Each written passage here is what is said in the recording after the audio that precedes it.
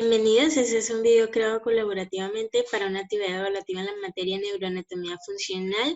En esta ocasión vamos a hablar sobre los neurotransmisores y los integrantes del grupo son Julián Mauricio Sierra Benítez, Jessica Paola Torres Mora, Lady Joana Saldaña González y mi persona Diana Gisette San Juan Solís.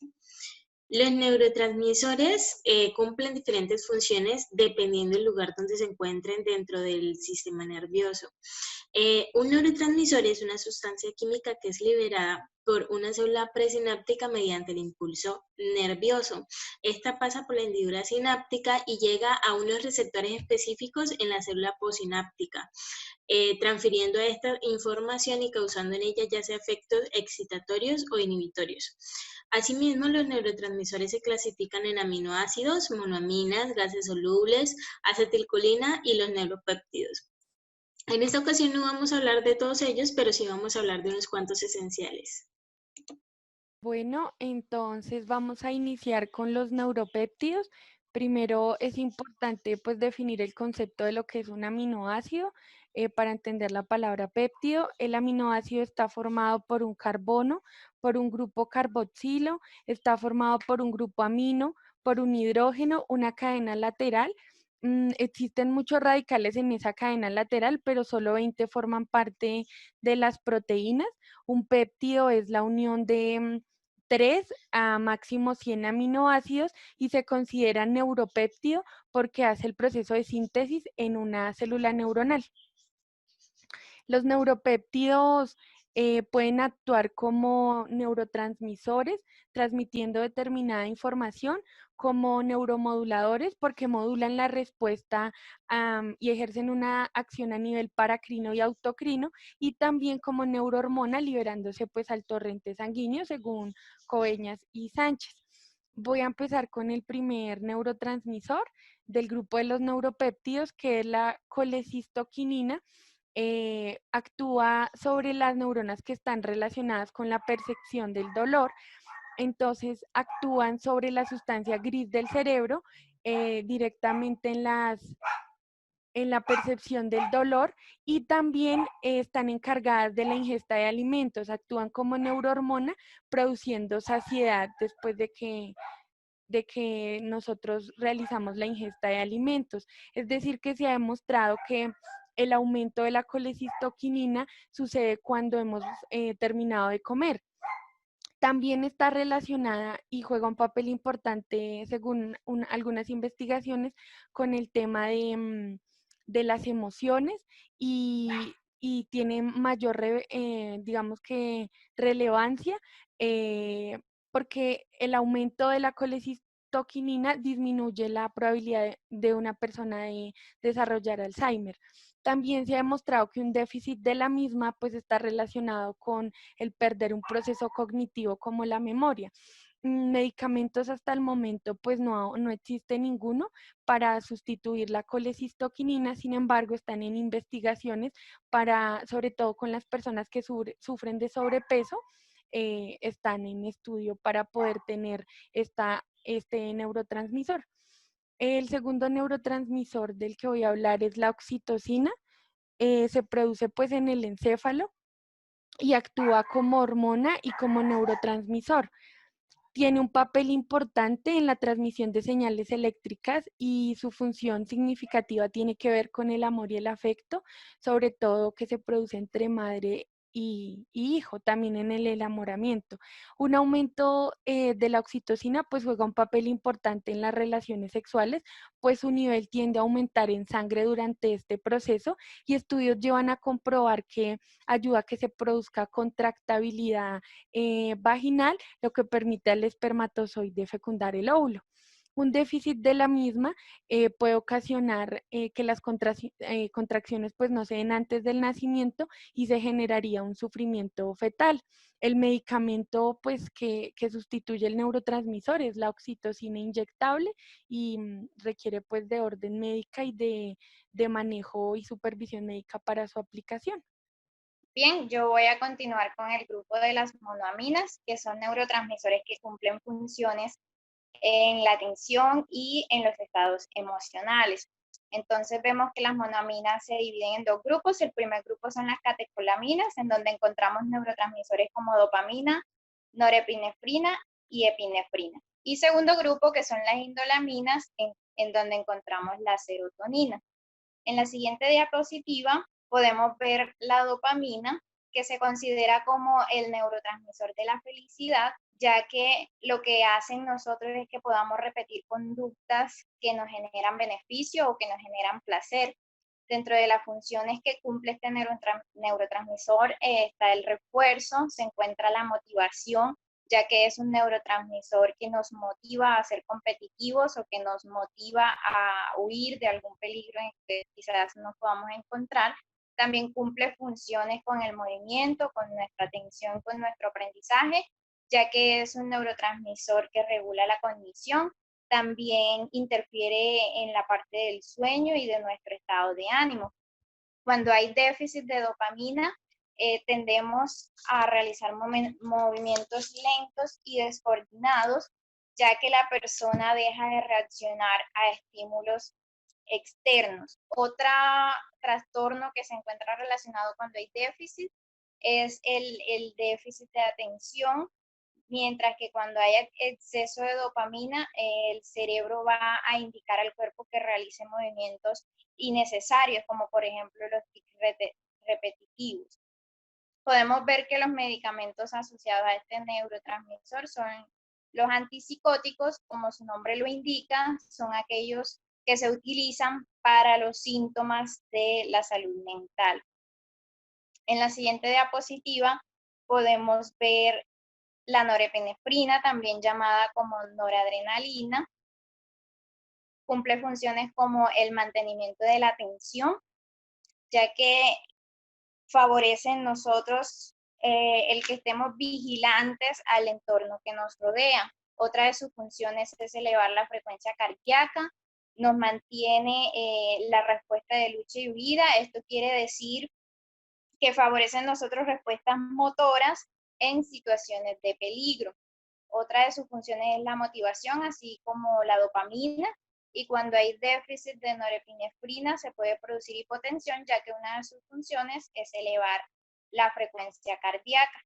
También puede producir en nosotros somnolencia y depresión.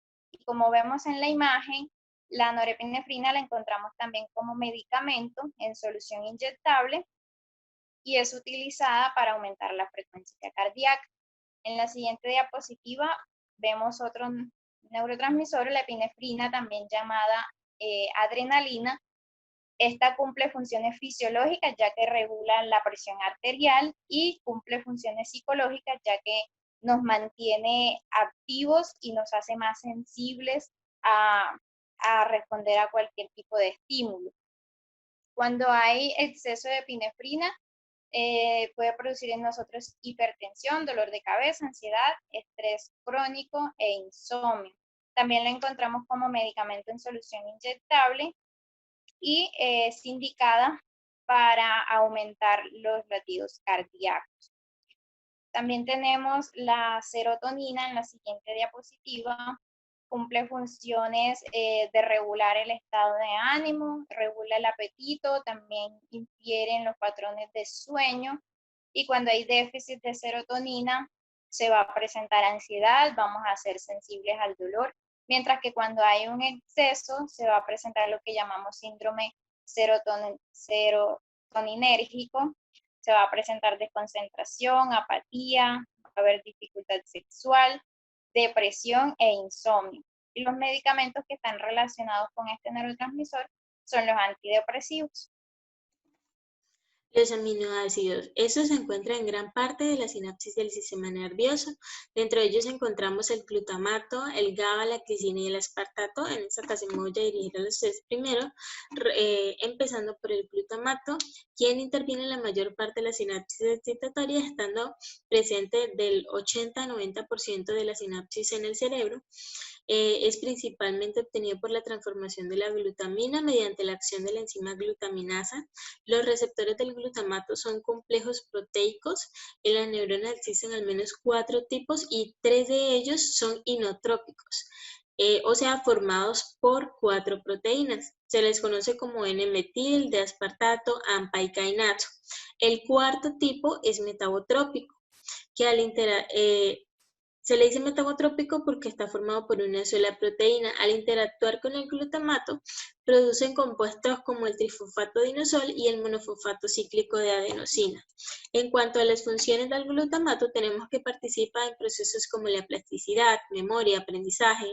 Además, facilita y agiliza la comunicación entre diversas neuronas, es mediadora de la información sensorial, motora, cognitiva y emocional, ayuda a la función cerebral normal, mejora la función de los músculos y de los huesos, así como la del sistema inmune y la del funcionamiento del sistema digestivo. Además, dentro de sus patologías, la mayoría se da por niveles excesivos de este neurotransmisor, tanto así que llega a niveles tóxicos, logrando una sobreestimulación de los receptores del glutamato y produciendo a su vez hiperexcitabilidad, neurotoxicidad, degeneración y muerte neuronal. Enfermedades relacionadas a estas tenemos la esclerosis, el Parkinson, Huntington, Alzheimer, el accidente vascular cerebral, que es el mismo infarto cerebral, la epilepsia, la isquemia e hipoxia cerebral en neonatos. Los fármacos relacionados a este neurotransmisor tenemos todos aquellos que son antipsicóticos, la quetatina, que disminuye eficazmente el dolor nociceptivo, el dextrometorfano, que ayuda al tratamiento del dolor visceral, la metadona, que mejora también el control del dolor, y la memantina, que se utiliza habitualmente en el tratamiento de enfermedades como el Parkinson y el Alzheimer. Dirigiéndonos ahora al GABA o ácido gamma aminobutírico, es el neurotransmisor más abundante inhibidor en el sistema nervioso. Proviene del ácido glutámico, o sea, el mismo glutamato, transformado mediante la acción de una enzima llamada ácido glutámica descarboxilasa. Se encuentra en todo el cerebro, pero se concentra más en el cerebelo, la corteza, el hipocampo y estructuras límbicas. Los receptores GABA son el GABA-A, que produce efectos inhibitorios rápidos, y el GABA-B, que se encarga de la recepción de estímulos potenciales inhibitorios lentos. Dentro de las funciones del GABA, tenemos que disminuye la actividad cerebral y la mantiene relajada. La sola existencia del GABA dentro del sistema nervioso permite un equilibrio entre los potenciales de acción excitatorios e inhibitorios. Además, actúa también como un relajante natural, participa en el mantenimiento del reloj interno, interviene en el desarrollo del sueño, la relajación y posee efectos nociceptivos. Favorece también el sistema inmunitario y contribuye a la liberación de la hormona del crecimiento. Es responsable del tono muscular, así como de la capacidad de excitación y el orgasmo. En cuanto a las patologías, se pueden producir por alteraciones en las neuronas que segregan este neurotransmisor y también en sus receptores. Por déficit o por niveles bajos de GABA, tenemos diversos trastornos neurológicos, entre ellos la ansiedad y el estrés. Y además se pueden producir también alucinaciones olfativas y gustativas por este hecho. Ya por niveles excesivos de GABA tenemos enfermedades como la depresión, la epilepsia. Por otro lado, el GABA también es muy susceptible a alteraciones por consumo de alcohol. En dosis baja puede producir euforia, pero ya en dosis alta puede producir fallo respiratorio e incluso, en peores casos, la muerte. Por otro lado, si nos fijamos en los fármacos relacionados con el GABA, tenemos las benzodiazepinas, entre ellos el Valium y el Lubrilium, que disminuyen la ansiedad, relajan músculos, generan sueño y reducen los episodios epilépticos. Tenemos todos los esteroides de anestesia general, también están los barbitúricos, que en dosis baja producen un efecto relajante, pero ya en dosis altas generan problemas. Tenemos también el baclofeno, que tiene un efecto analgésico, y los fármacos anticonvulsionantes. Estos fármacos pueden actuar mediante 3 funciones, ya sea la potenciación de la acción inhibitoria del GABA, la inhibición de la acción excitatoria del glutamato, o cierran los receptores del mismo. ¿Por qué? Porque dentro de un episodio convulsivo lo que se produce es un total desequilibrio entre los potenciales de excitación e inhibición. Entonces, un grupo de neuronas genera sobreexcitación que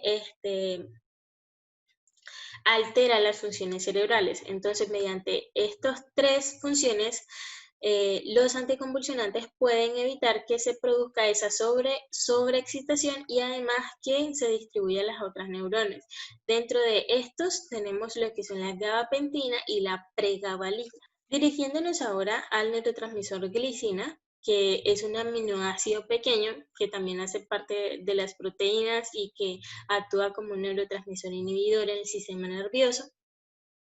Es destacable que el mismo organismo también la sintetiza, por eso no se considera esencial, pero cumple con múltiples funciones, tanto a nivel cerebral como en el resto del cuerpo, que hacen fundamental que en este hayan altos niveles de este neurotransmisor. Se sintetiza a partir de la transformación de la serina mediante una enzima conocida como hidroximetiltransferasa. Dentro de sus funciones tenemos que controlar los niveles de amoníaco y en las regiones cerebrales, actúa como un neurotransmisor tranquilizante en el cerebro, más que todo dentro de la médula espinal y el tallo cerebral. Ayuda a controlar las funciones motoras del cuerpo.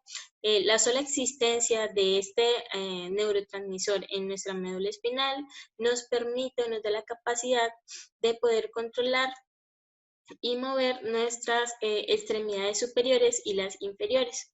Actúa también como un antiácido natural del cuerpo, ayuda a aumentar la liberación de la hormona del crecimiento, retarda la degeneración muscular y aparte mejora el almacenamiento del glucógeno. Dentro de las patologías, mayoritariamente se da por déficit de la glicina. Los síntomas que se pueden desarrollar son alteraciones en el crecimiento, contracciones musculares bruscas, movimientos exagerados, retraso en la restauración de los tejidos dañados, debilidad de la próstata, del sistema inmunológico, trastornos de la glucosa, además fragilidad manifiesta en cartílagos, huesos y tendones. En cuanto a fármacos, se encuentra mayoritariamente en suplementos alimenticios, ¿sí? También se puede ingerir mediante la alimentación consumiendo productos que contengan la glicina, como la carne, los guisantes, el queso, las nueces, las setas, la espinaca, los huesos, los huevos, los pepinos y las zanahorias. Buenas noches, compañeros. El día de hoy vamos a hablar acerca de otros neurotransmisores como lo son los gases solubles. Nos dice que estas moléculas son no convencionales y tenemos al óxido nítrico y al monóxido de carbono. Son no convencionales porque no se almacenan en vesículas, sino pueden llevar mensajes de la neurona postsináptica a la neurona presináptica. Además, en lugar de interactuar con receptores, en la membrana plástica de sus células blancas, los gasotransmisores pueden cruzar la membrana celular y actuar directamente sobre las moléculas dentro de la célula. Por nuestros cuerpos circulan millones de sustancias. Una de ellas son los neurotransmisores, que entre otras funciones y usos tienen mucho que ver con la regulación de nuestra conducta. En particular, y hoy describimos un papel que juega el compuesto bastante desconocido y que hasta ahora hace muy poco entró en investigación, como lo es el óxido nítrico, que se simboliza por una E mayúscula y una O mayúscula. Se produce a partir del aminoácido de arginina y funciona como mensajero intercelular. Se trata de una molécula liposoluble en nuestro sistema nervioso y actúa como neurotransmisor. También se relaciona con diferentes funciones de nuestro organismo. Por ello, su descubrimiento ha ocasionado diversas investigaciones. Vamos a observar la importancia de esta molécula gaseosa que se relaciona con las funciones que desempeña nuestro sistema nervioso, como lo son, mejora el rendimiento de nuestro sistema inmunológico, favorece la dinámica de los procesos de memoria, participa en el reconocimiento de los sentidos, como el olfato, contribuye a la reducción de la inflamación y coagulación de la sangre, proporciona un aumento para la resistencia muscular y además también nos ayuda para el desarrollo y la fuerza. Participa también en el movimiento GAG. Tenemos varios datos curiosos, los cuales nos ayudan. No solo participan las funciones que anteriormente les expuse, sino que además también participa en asuntos muy interesantes. El ácido nítrico es fundamental en los tejidos eréctiles y por otro, para tener un buen sueño o poder descansar o conciliar el sueño. En cuanto a los tejidos eréctiles, el óxido nítrico es una en combinación con la acetilcolina, el cual es otro neurotransmisor, y el péptido intestinal, más activos son liberados por terminales nerviosas parasimpáticas, provocando la relajación de las células musculares lisas y las arterias del clítoris y el pene. Así las arterias que normalmente están flácidas llegan a llenarse de sangre, provocando que los órganos se distiendan o se pongan más duros. En otras palabras, los órganos, como se les decía, se hincan. A la participación del óxido nítrico es fundamental para el acto sexual y para influir tanto en el clítoris como en el pene. El uso de los medicamentos empleados para abordar la disfunción eréctil, por lo general que se usa es la Viagra o como comúnmente se le llama la pastillita azul. Y estos medicamentos lo que hacen es ayudar a que se libere más óxido nítrico en las terminaciones nerviosas. Por otro lado, el óxido nítrico influye en la calidad y duración de nuestro sueño, pero la pregunta es cómo lo hace. Pues gracias a su difusión, sirve como un mensaje retrógrado para determinadas neuronas. Así, la función de este neurotransmisor como favorecedor de la calidad del sueño. Pues los valores de molécula gaseosa son más altos durante la vigilia. También suben velozmente cuando hay privación del sueño. Entonces, ¿cómo es que el óxido nítrico nos ayuda a promover el sueño? Sucede porque esta molécula gaseosa desencadena la liberación de adenosina, la cual es la sustancia que promueve el sueño, supliendo la actividad de las neuronas que favorecen la vigilia. Esto es todo